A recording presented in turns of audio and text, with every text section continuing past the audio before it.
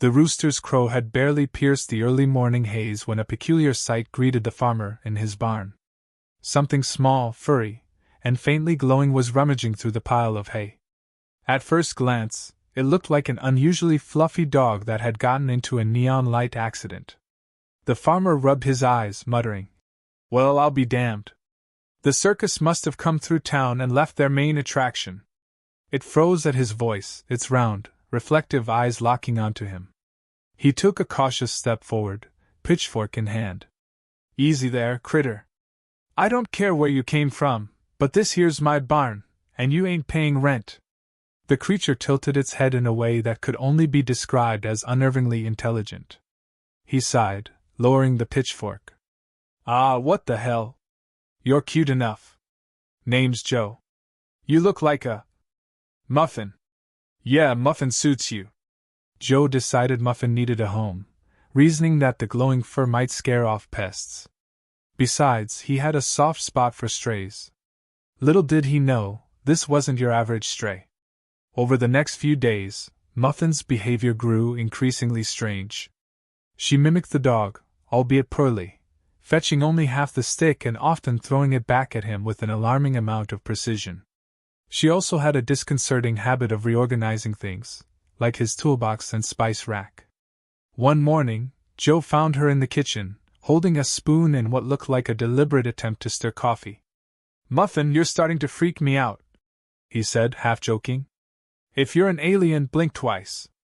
To his relief, or perhaps concern, she didn't blink, but her tail wagged in what seemed like amusement.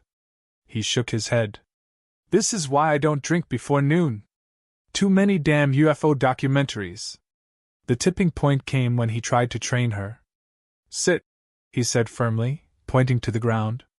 Muffin crouched, then stood upright on her hind legs, crossing her furry little arms in a gesture that was almost mocking. Joe laughed despite himself. "All right, smartass, you win." As the days turned into weeks, Joe found himself growing attached to the strange creature. She was more helpful than his last girlfriend and less judgmental than the dog. Sure, she ate weird things, like gravel and the occasional metal screw, but everyone's got quirks, right? He'd even started talking to her like a roommate. "Muffin, if you're gonna keep glowing, you could at least save me a few bucks on the electric bill." Then came the morning that shattered his sense of normalcy. He just finished his coffee when Muffin, who had been sitting silently by the fireplace, stood up on two legs and stretched. Joe froze, mug halfway to his lips, as the fur seemed to melt away, revealing a humanoid figure about 5 feet tall. Her glowing skin was now smoother, almost metallic, and her eyes had a sharpness that screamed intelligence. "Good morning, Joe," she said, her voice calm and melodic, like wind chimes on a breezy day. The mug slipped from his hand, shattering on the floor. He blinked several times, sure he was still dreaming. "What in the ever-living hell?" She tilted her head in that familiar way, a small smile playing on her lips. "I appreciate the hospitality. Truly. But we need to discuss our marriage contract." His jaw hit the floor. "Marriage? What are you talking about? You were my pet 5 minutes ago." "Pet?"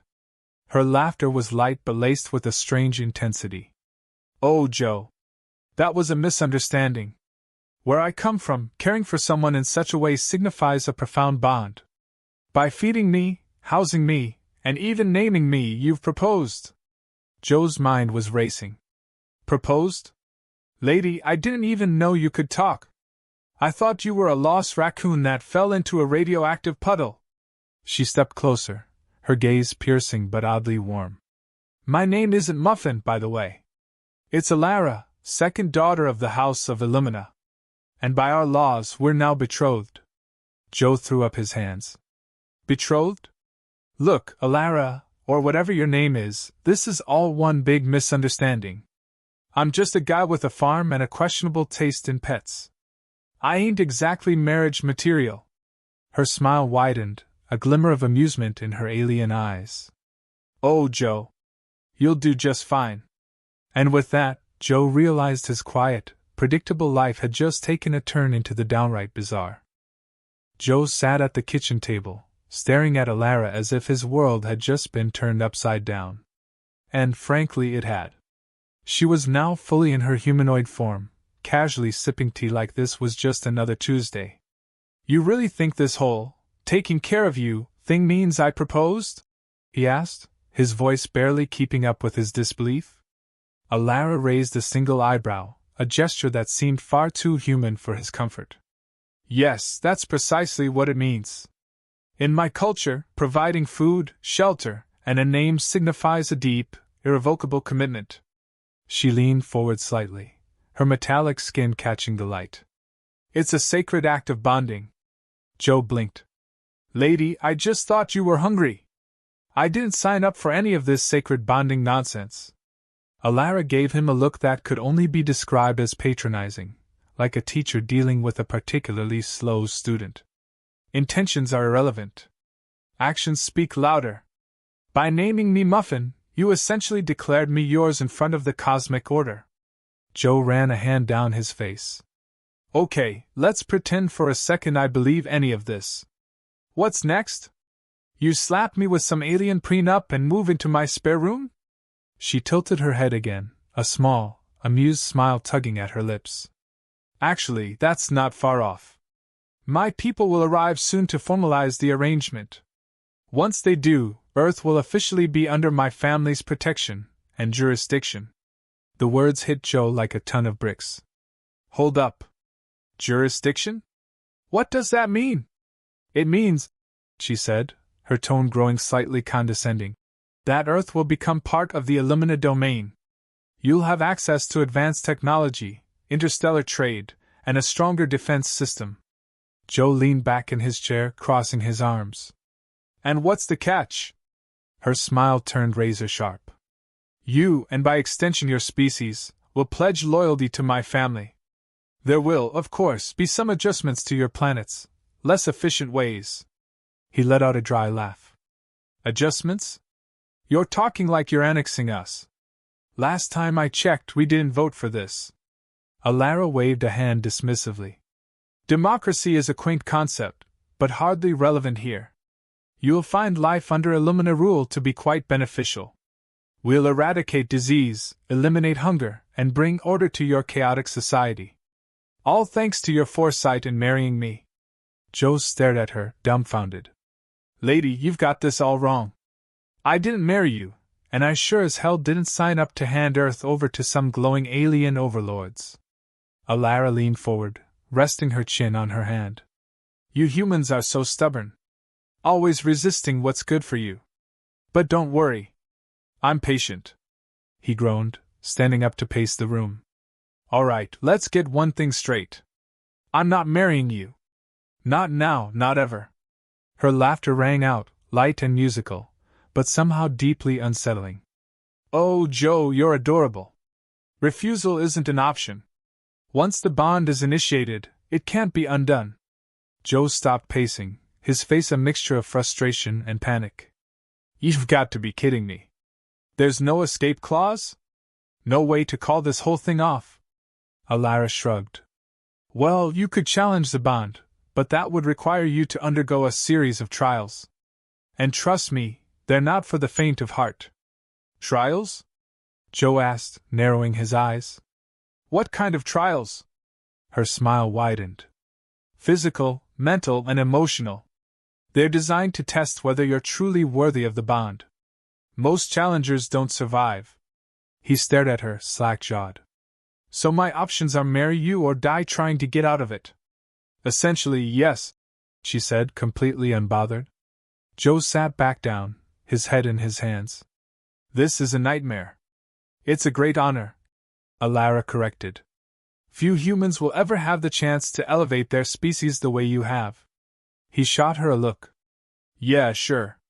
I'm living the dream. For a moment, there was silence between them. Then Alara tilted her head again, studying him. You know, Joe, you're taking this surprisingly well. Well? He barked.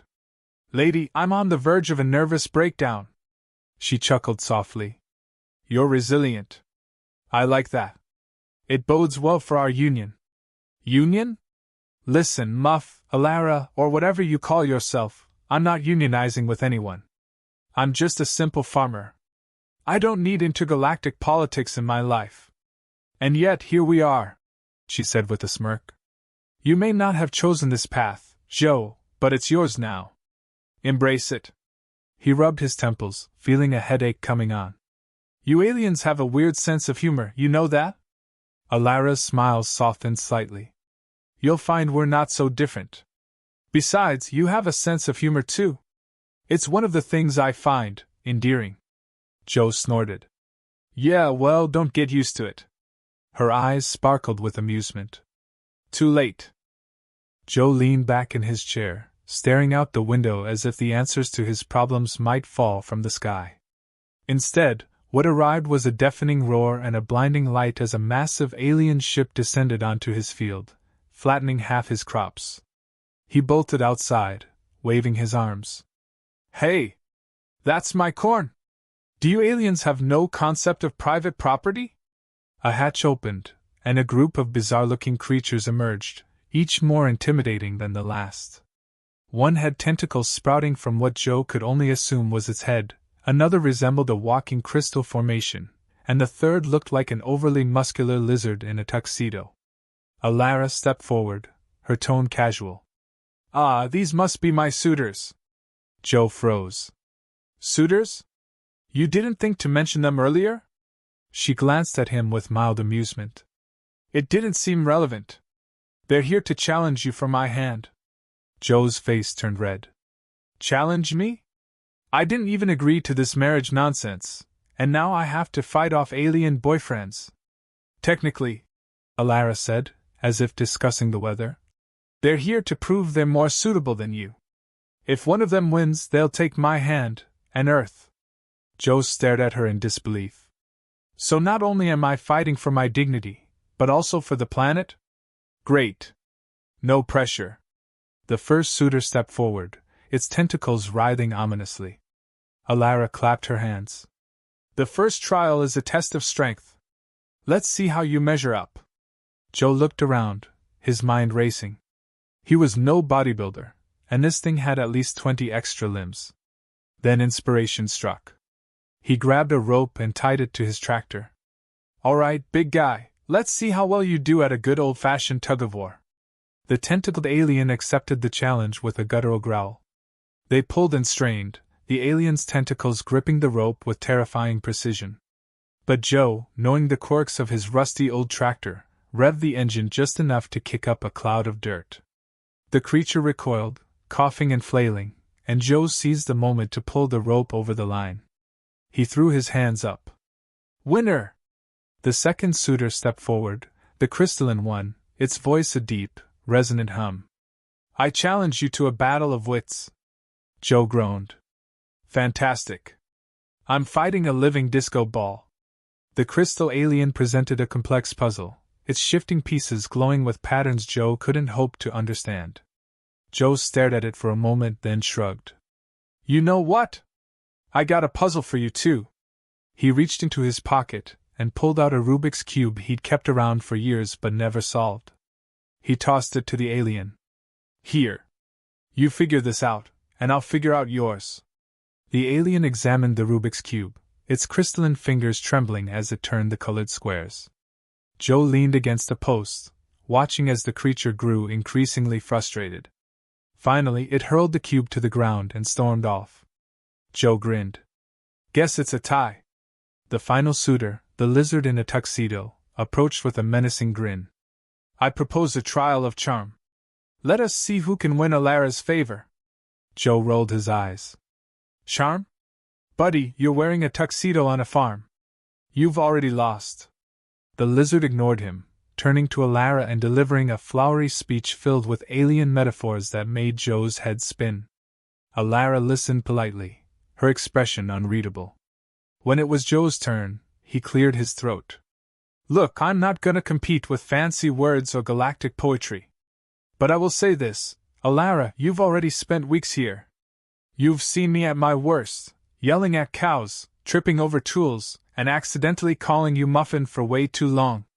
If that's not enough to scare you off, maybe we've got a shot. Alara tilted her head, her lips curving into a genuine smile. Simple yet sincere. I appreciate that. The lizard growled in frustration but stepped back, conceding defeat.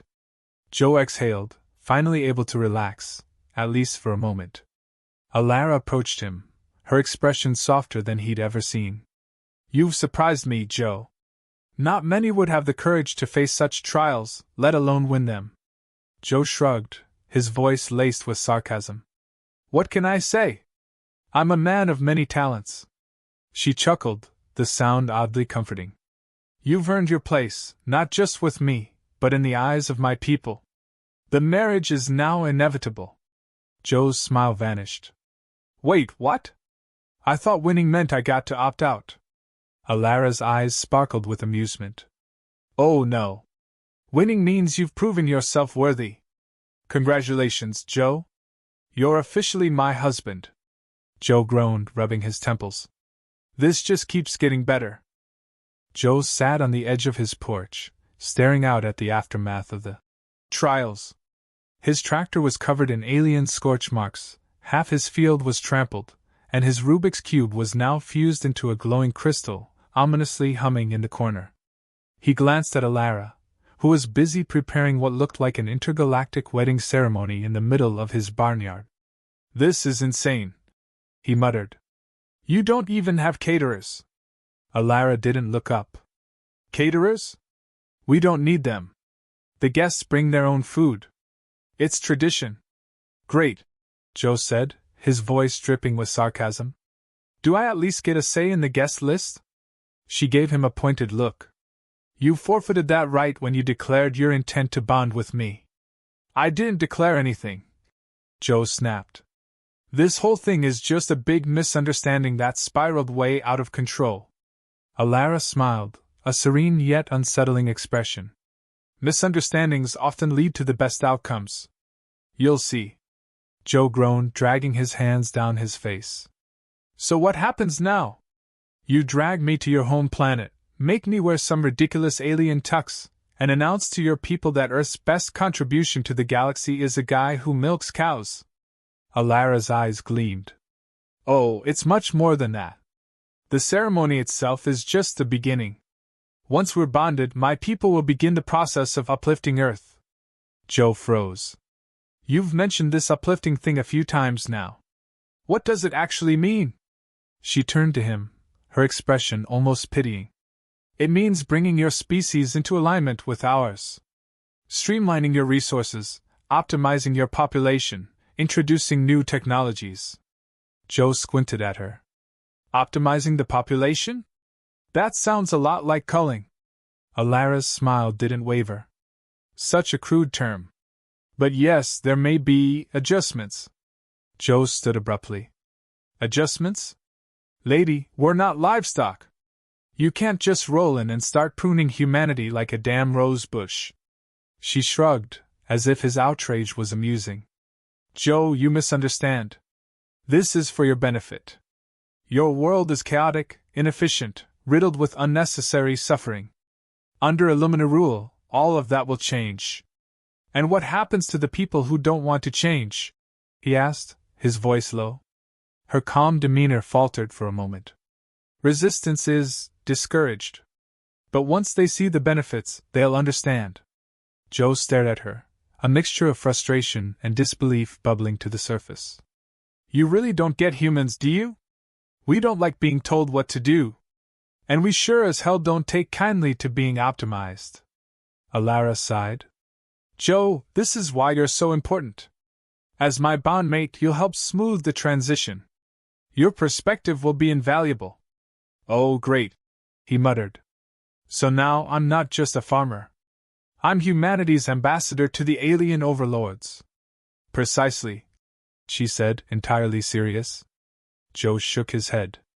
You know what? Fine. Let's get this circus over with. But don't blame me when your people start regretting this whole uplift Earth thing. Alara smiled again, though this time it held a hint of genuine warmth. I knew you'd come around. The ceremony was unlike anything Joe had ever witnessed. Aliens of every shape and size crowded the barnyard, some hovering, others sitting on hastily assembled benches. One particularly large creature was gnawing on what looked like a tractor tire. Joe stood awkwardly at the front, dressed in what Alara had called ceremonial robes, but looked more like a glow-in-the-dark toga. Alara stood beside him, radiant in her own metallic way, as a strange, insect-like alien officiated the event. It clicked and buzzed in its language, pausing every so often for Alara to translate. "It's asking if you accept the bond," she whispered. Joe hesitated, glancing at the sea of alien faces. He sighed. "Do I really have a choice?" Alara tilted her head. "Not really." He rolled his eyes. "Then sure. I accept." The crowd erupted into cheers, or what he assumed were cheers. It sounded more like a mix of roaring, clicking, and electronic feedback. Alara turned to him, her eyes soft. "You've made the right choice, Joe." "Yeah, sure," he muttered. "Right choice for who?" As the ceremony wrapped up, Joe was ready to collapse from sheer exhaustion. But before he could sneak back to the house, Alara caught his arm. "There's one more thing." "Of course there is," he grumbled. She gestured to the sky, where a massive alien ship loomed. "That's my family's flagship. They'll be overseeing the transition." Joe squinted at the ship, then at Alara. "Transition to what?" "To your new role as my bondmate and Earth's liaison," she said, her tone matter-of-fact. Joe crossed his arms. "You know, you could have mentioned this whole liaison thing before the wedding. It wouldn't have changed anything," she replied with a small smile. He sighed, shaking his head. "You aliens are something else. And now," she said, stepping closer, "you're one of us." Joe groaned, pinching the bridge of his nose. "This is going to be a disaster." Alara's laughter was light and musical. "Perhaps. But at least we'll face it together." Joe glanced at her, and despite everything, he couldn't help but smile. "Yeah, together. That's what I'm afraid of."